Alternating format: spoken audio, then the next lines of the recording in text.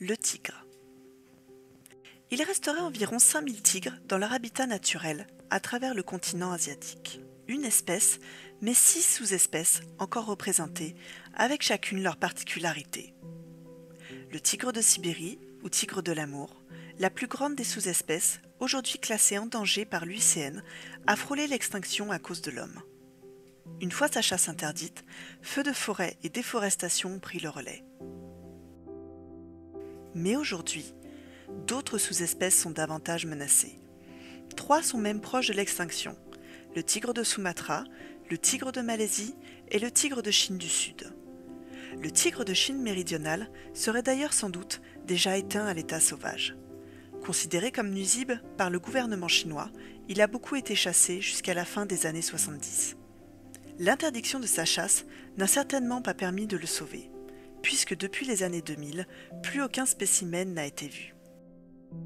Face à la menace de son extinction, la Chine met en place des pistes de conservation dans les années 80, dont la principale aujourd'hui, la reproduction en captivité. Malheureusement, cette population est fortement consanguine, une situation qui rappelle celle du tigre blanc. Il ne s'agit pas d'une sous-espèce, mais d'une particularité génétique cultivée par l'homme grâce à la consanguinité.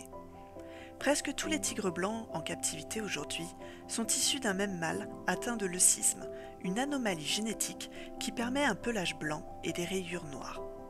Mais réintroduire une population consanguine n'est pas sans risque.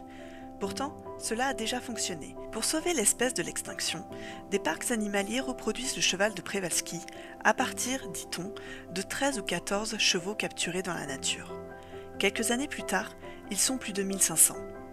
Dans les années 90, les réintroductions démarrent en Mongolie, avec le risque que ces chevaux démontrent une santé vacillante et une fragilité commune aux mêmes maladies.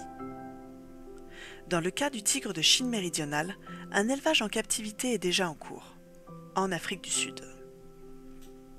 Environ 20 tigres auraient été envoyés dans une réserve privée dont le but est le réensauvagement et l'augmentation de la population, avant sa réintroduction possible en milieu sauvage en Chine.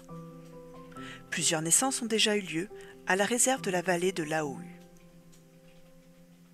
Bien que critiquable sur bien des aspects, ce projet sauvera peut-être le tigre de Chine méridionale.